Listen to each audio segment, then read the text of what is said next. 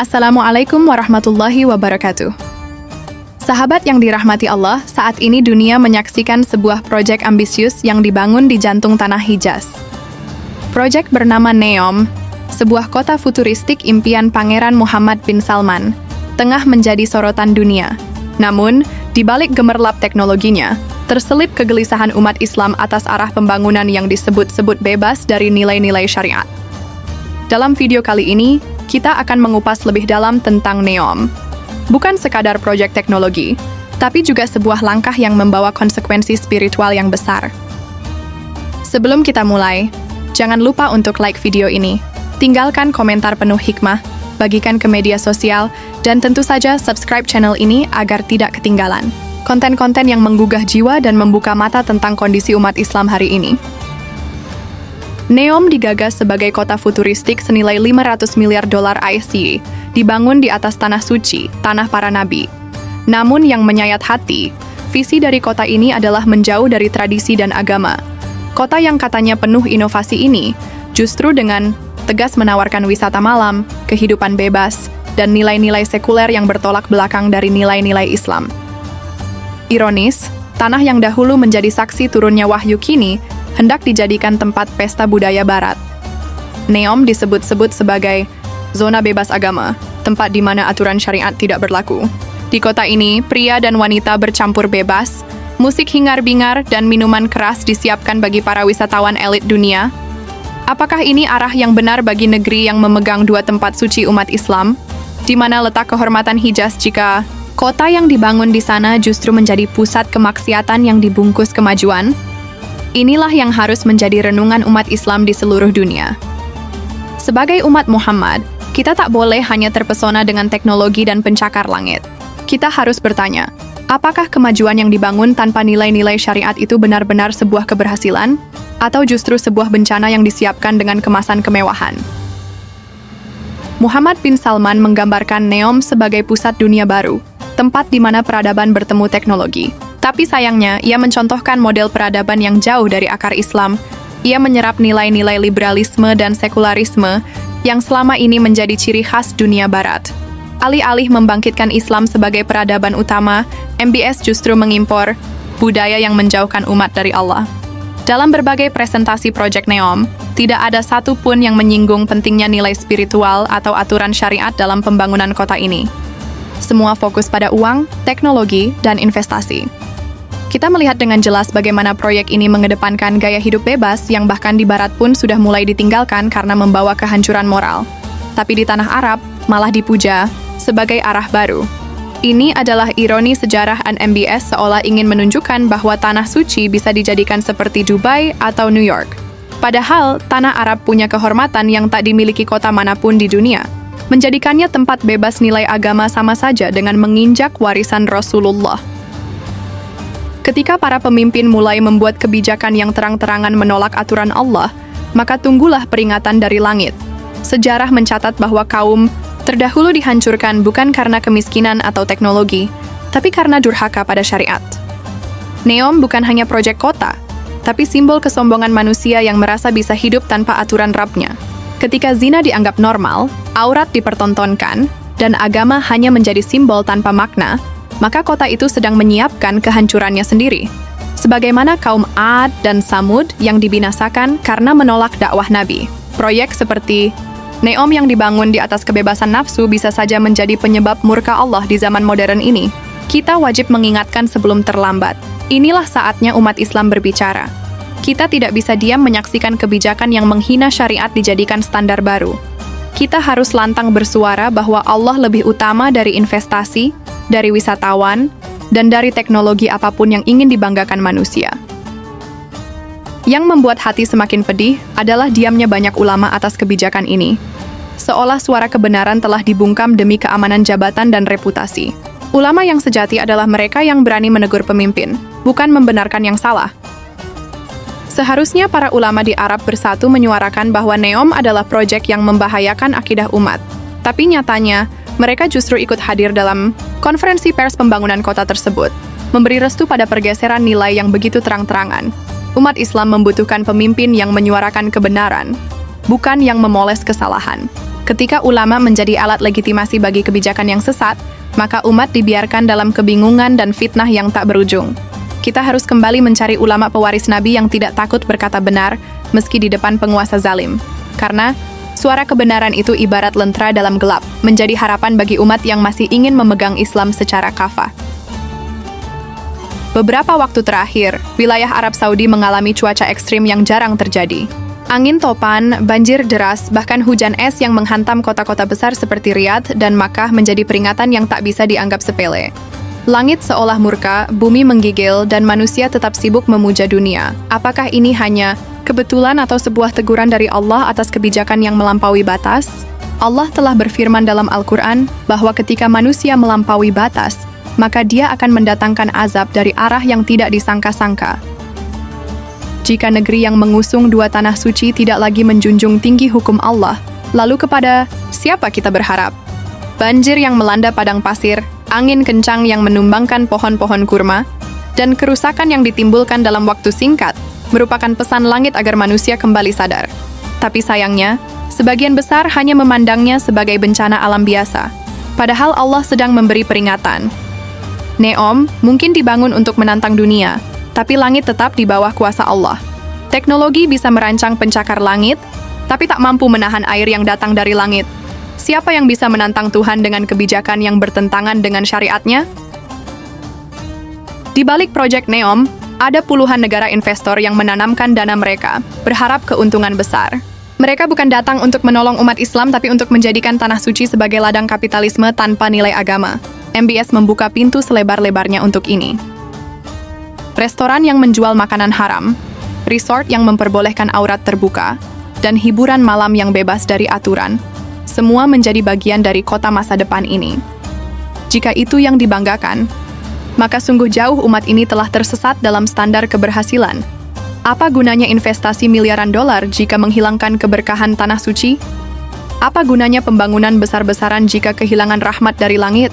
Ini bukan sekadar soal ekonomi, tapi soal akidah dan peradaban Islam yang hendak digantikan dengan budaya asing. Ketika umat Islam diam dan ikut menikmati proyek seperti ini, maka kita semua menjadi bagian dari kejahatan yang terorganisir.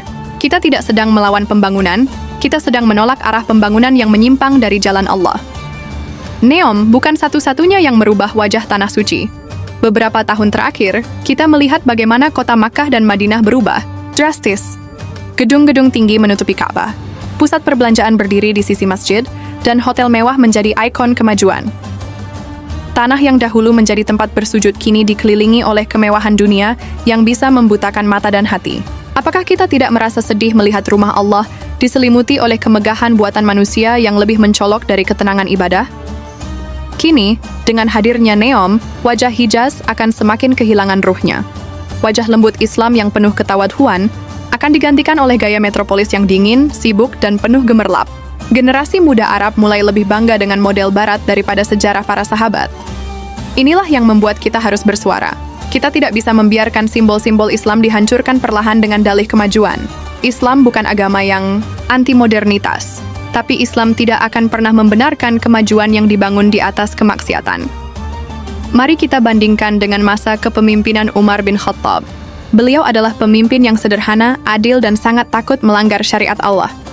Ia pernah menangis semalaman hanya karena khawatir ada seekor keledai yang tersandung di jalan yang rusak di wilayah kekuasaannya. Umar tidak sibuk membangun gedung mewah, tapi membangun peradaban yang kokoh dalam iman dan ketaatan. Di tangannya, Islam menyebar hingga ke berbagai belahan dunia tanpa menggadaikan nilai-nilai agama. Umar adalah simbol kekuasaan yang tunduk pada wahyu, bukan sebaliknya. Kini, para pemimpin berlomba menciptakan sejarah baru yang jauh dari teladan sahabat Rasulullah. Mereka ingin dikenang sebagai arsitek kota modern, tapi lupa bahwa sebaik-baik warisan adalah syariat yang ditegakkan. Mereka ingin dikenang dunia, tapi dilupakan oleh langit. Apakah kita akan membiarkan sejarah itu terulang, di mana kaum yang durhaka pada Allah akan dibinasakan karena kesombongannya? Apakah kita ingin menjadi umat yang menyaksikan tapi tak bergerak? Maka mari kita ingat kembali keteladanan Umar dan bangun kesadaran. Apa yang akan kita wariskan kepada generasi mendatang? Kota megah yang penuh dosa, atau warisan nilai dan iman yang kokoh seperti batu di Gunung Uhud? Kita harus berpikir jauh ke depan, bukan hanya soal profit dan popularitas hari ini. NEOM akan menjadi contoh bagi dunia tentang arah pembangunan sebuah bangsa. Jika arah itu menuju sekularisme dan liberalisme, maka generasi kita akan kehilangan arah. Mereka akan bangga dengan dunia tapi hampa iman. Mereka akan pintar teknologi tapi buta agama. Sudah saatnya kita menyuarakan kembali pentingnya membangun kota dengan pondasi iman. Bukan berarti kita menolak kemajuan, tapi kita ingin kemajuan yang berkah. Kota yang dipenuhi zikir, bukan musik. Jalanan yang dilintasi orang-orang syalih, bukan pelancong mabok. Jangan sampai anak-anak kita berkata, ini kota impian, tapi Tuhan tidak lagi di sini. Jangan sampai kita dikenang sebagai generasi yang diam ketika kiblat syariat digantikan dengan kiblat wisata dan budaya bebas.